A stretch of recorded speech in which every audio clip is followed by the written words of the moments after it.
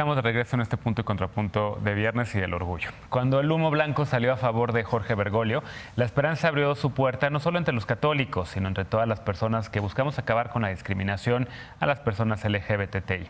El Papa Francisco en numerosas ocasiones ha enviado buenas señales a la comunidad homosexual, pero no se han concretado en acciones de apertura de la iglesia más poderosa del mundo. Es más, si nos centramos en los pasos concretos de la Iglesia Católica, la puerta más bien se está cerrando o parece cerrarse. Veamos el contexto. El inicio del pontificado de Francisco significó para los católicos de la comunidad LGBTI la esperanza de una apertura inédita. Si una persona è gay e cerca il Signore e ha buona volontà, ma chi sono io per giudicarla? A partir de ese momento, la percepción fue que en la Iglesia Católica habría una nueva etapa. Non vanno discriminati, che devono essere rispettati, accompagnati pastoralmente. Io credo che la Chiesa non solo deve chiedere scusa.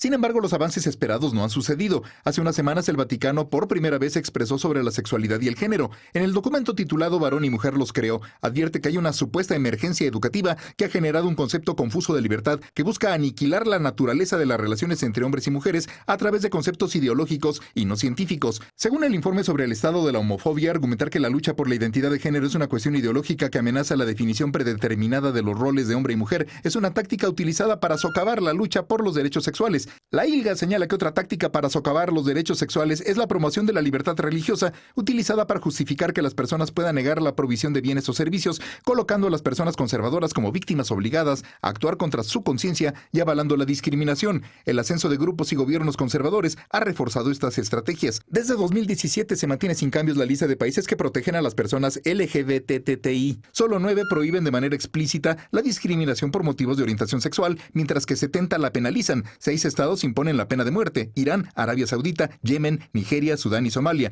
En todos esos países, la religión mayoritaria es el Islam y están bajo el dictado de la Sharia, es decir, no hay distinción entre la ley civil y los mandatos de la fe. El cristianismo sigue teniendo el mayor número de fieles en el mundo, pero se prevé que para el 2050 la mayoría sea musulmana. Punto y contrapunto.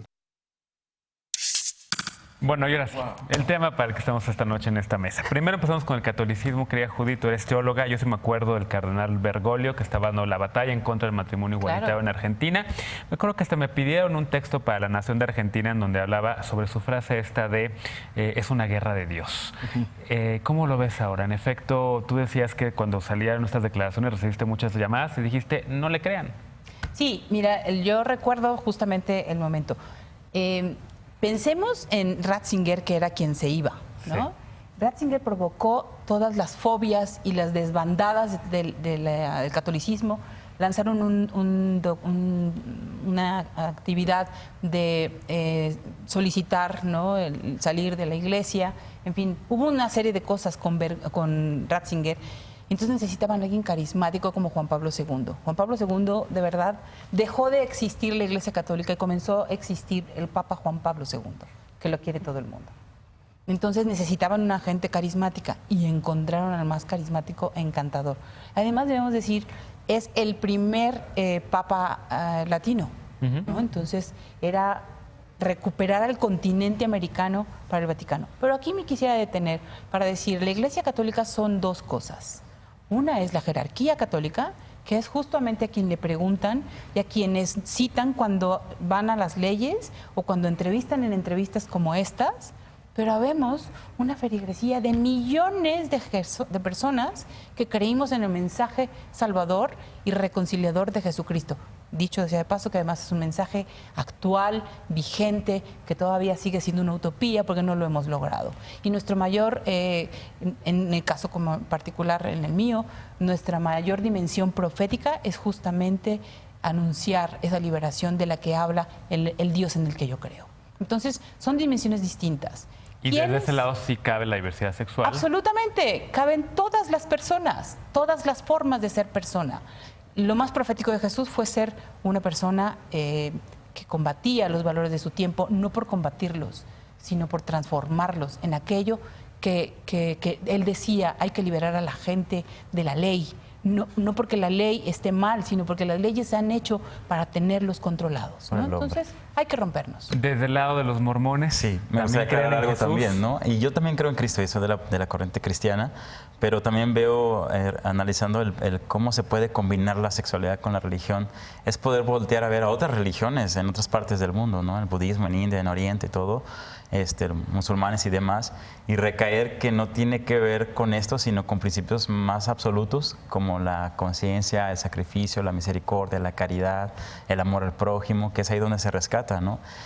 Si me preguntas sobre mi religión, bueno, hay cierta tolerancia. La Iglesia Mormona tiene una página de aceptación de mormones and gays, donde maneja algunos principios de respeto, pero como tal, el ganar la exaltación o la gloria o estar con Dios, pues tienes que estar, de acuerdo a la doctrina mormona, estar casado solamente hombre y mujer. Entonces eso obstaculiza y crea pues más conceptos y estereotipos de rechazos no escritos o ya no declarados, mejor dicho. Sin embargo, aparentemente. los conceptos nunca están en las escrituras originarias, nunca. Exacto. Bueno, ¿no? hay todo un contexto de analizar. Una interpretación que hacen, ¿no? Así es. Pero me gusta combinar y reforzar mucho a mí cuáles son realmente los principios que mueve cada religión, la tuya, la de cada quien, que tiene que ver más con el ser y no de cómo se tiene que comportar en sociedad, ¿no? Perdón. No, te iba a preguntar, si tu iglesia, los mormones, te ponen ese obstáculo para la salvación, ¿por qué sigues en ella? Bueno, yo ya no participo tan activamente en la iglesia. Tengo una comunidad de gente que me rodea, a veces hablo con amigos, autoridades y gente de mi generación que tiene cargos en la iglesia, que seguimos dialogando y hablando, incluso en mi trabajo, que somos también mormones, que algunos que estamos por ahí. Y es una red pues que estamos de amistad, de convivencia y que sigo apoyando porque también yo no puedo negar que pues hay valores, ¿no? La iglesia también cumple una función de valor, de integridad. Capital social, de convivencia, de valores que se transmiten en la sociedad y demás. Pero y ha de ser difícil cuando te crías en un lugar que te acoge tan... Desprenderte de eso. De una manera, desprenderte no es nada parte fácil. Parte de tu identidad, ¿no? Sí. Claro. ¿Cómo es el tuyo, por ejemplo? La iglesia, no la iglesia, más bien en el judaísmo, ¿cómo es? ¿Cómo es este grupo Gimel? A ver, cuéntanos. ¿Cómo es este grupo Gimel? Bueno, empezando, hay un chiste, ¿no? Que dice que donde hay 2 judíos hay 5 opiniones. Seguro. Entonces, replica para los católicos. También. No, entonces lo que pasa con el judaísmo es que hay una amplia gama de creencias y corrientes y apego a la religiosidad. En la comunidad judía de México, la mayoría se podría catalogar como entre ortodoxa, ortodoxa moderna y conservadora. Que conservadora significa realmente no tan conservadora. Y es interesante porque hasta hace poco el tema de la diversidad sexual era un tema que se hablaba de forma o negativa o se trataba de evitar, se barría así abajo del tapetito. Y hace poco justo que empezó Gimel, nosotros creíamos... ¿En qué año empezó? En el 2012. 2012 creamos Gimel, que ya el antecedente había sido un grupo que se llama Shalom Amigos, que creó Luis Perelman con Rina Risenfeld. Pero en esta ocasión queríamos dar la cara, que nunca había pasado en México. O sea, era insólito que digamos somos judíos y somos gays o LGBTs. Entonces, a raíz de eso, ha sido así de aquí para atrás, de atrás para adelante, conversaciones y... Lo bueno es que ya saben que existimos, ¿no? La comunidad está consciente de la existencia de la población, dentro de la población. ¿Cómo fueron recibidos por la comunidad? Fue difícil porque, como digo, es una comunidad conservadora, le gustan los valores tradicionales. Todas las comunidades religiosas son conservadoras. Sí, pero mucho hubo, ¿no? De testimonios. Sí, etcétera. En el 2014 lanzamos una campaña que se llamó Yo Tampoco, porque yo tampoco me quiero perder de tu vida solo porque eres LGBTI.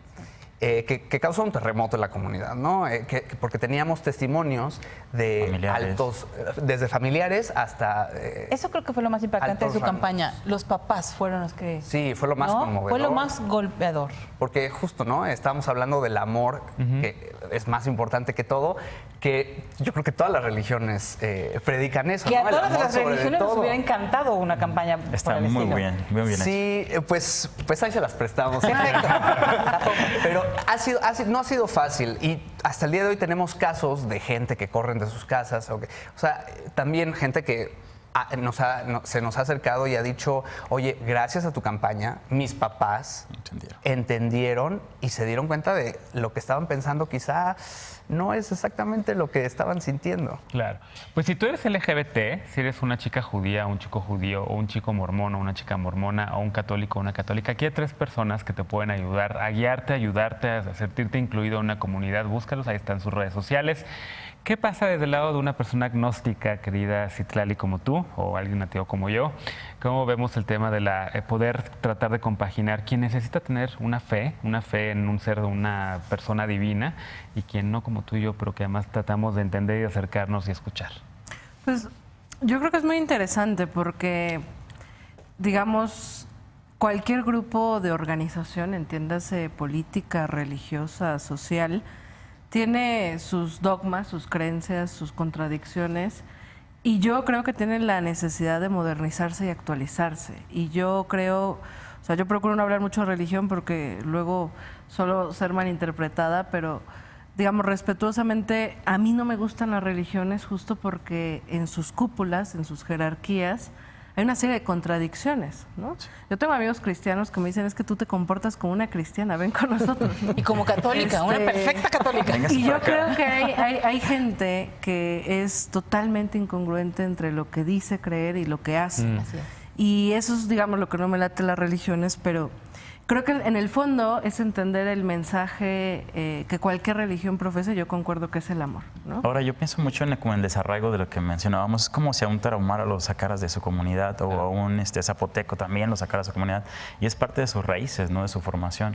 Entonces, ¿cómo el Estado mantiene equilibra esa garantía para que la persona no esté claro, y el separada, tema, por ¿no? ejemplo, LGBTI también es complicado en comunidades y poblaciones indígenas, ¿no? Sin embargo, creo que a lo que estamos convocados cuando somos seres gregarios que viven en sociedad, pues es a un diálogo constante. Totalmente. ¿No? Claro. Y el diálogo constante en nuestras comunidades, en las poblaciones donde convivimos, donde crecemos, con las personas que creen lo mismo que nosotros. A ver, yo les puedo decir, yo soy parte de Morena, y dentro de Morena hay quienes no están convencidos o les genera todavía como mucha urticaria hablar de la población LGBTI. Y para mí... O también de las religiones, ¿no? O de las religiones. Sí. Y para mí no hay ninguna distancia entre los principios de Morena y la defensa de los derechos de cualquier persona. Claro. Entonces creo que el tema es que quizás se han dado debates muy cálidos, más bien muy calientes, que más que buscar un punto de coincidencia nos dividen. Y creo que el diálogo al que estamos convocados, y creo que esta mesa es importantísima para ello, es a un diálogo un poco más humano, Claro. a un entendimiento de no importa quién seas, ama y sé libre, ¿no? Sin duda. Entonces- Sí parece un poco como cuando los partidos políticos, y voy a hacer la metáfora con las iglesias, en donde de repente no tienen la puerta abierta a hablar de diversidad. De repente un grupo de personas se moviliza, crea una Secretaría de Diversidad Sexual en el PRD, crea una Secretaría de Diversidad Sexual en Morena, crean un grupo gay Gimel entre los judíos, crean también algunas voces disidentes entre los mormones, o voces también, por supuesto, a favor de la diversidad y la inclusión adentro de la Iglesia Católica, y las evangélicas, que nos faltaron, porque hay muchas iglesias evangélicas que son incluyentes, ¿no? Sí, Las metropolitanas católicos. que están por aquí en la Ciudad de México, ya también en Jalisco. O sea, no nada más existen estas iglesias evangélicas que luchan en contra de nuestros derechos, porque lo están haciendo, sino también estas otras que tienen ese mensaje de aceptación y de inclusión. ¿Con qué nos quedamos con el tema de religión y diversidad sexual, querida Judith? Porque tenemos que hacer una pausa. Yo quiero hacer 2 cositas. Va. El fenómeno religioso, haciendo un análisis desde la teología, el fenómeno religioso, cualquier creencia, te da 3 dimensiones. El sentido de pertenencia, una identidad, es decir, exacto. cómo me Seguridad. comporto, Claro. y un horizonte de esperanza. Para los católicos es la salvación, el cielo, la gloria, no la trascendencia. Entonces, en esas dimensiones, cuando hay un rompimiento entre tu forma de vida como católica y como lesbiana, forzosamente sales de tu círculo de confort. Algunos somos expulsados de la familia, algunos somos expulsados de la comunidad de creencias. Yo puedo decirte que en los años 60, en el 69, que yo salí del closet, o que yo descubrí que era lesbiana, fue terrible, porque además no había un grupo de acogida. Apoyo. Era la segunda marcha del orgullo en la ciudad, ¿no? El movimiento no surgía. 10 años después surgió, ¿no? Y no había dónde ir. Pero hoy te haces una familia LGBT, creas una comunidad LGBT creyente, diversa. Nuestra comunidad ecuménica recibe a todas las creencias y entonces comenzamos a vivir una dimensión verdaderamente religiosa, trascendente. Rompemos las barreras que nos hace sentirnos distinto del otro. Y entonces comenzamos a ser incluyentes, a reconocer que tu forma de ser no me afecta y no tendría que unificarme contigo. Las iglesias tienden a unificar a su gente, ¿no? Entonces, en ese sentido, la identidad es tú, para verte mormón, debes utilizar cierto tipo de ropa, para verte como judío, debes utilizar cierto tipo de cosas, ¿no? Las formas externas de ser, ¿no? Entonces, déjame hacer una pausa, regresamos. Vamos a recuperar más este tema en el siguiente bloque. Tenemos claro también derecho a decidir también y las iglesias, pero creo que es importante que sigamos hablando un poco para cerrar las ideas en torno a diversidad sexual e iglesias. Porque una vez más, si eres una persona que necesita fe, si eres una persona que cree en Jesús, si eres una persona que cree en el Dios o la diosa que quieras, evidentemente hay grupos religiosos que te pueden dar cabida. No estás condenada ni condenado a sufrir, no estás condenada ni condenado al infierno, y también tienes posibilidad de salvarte si es que crees en las religiones. Yo no, pero si tú sí, adelante. Vamos a una pausa. Regresando, la diputada Lorena Villavicencio impulsa la despenalización del aborto, que podría comenzar a discutirse en el próximo periodo ordinario de sesiones de la Cámara de Diputados. Regresamos con este tema punto y contrapunto.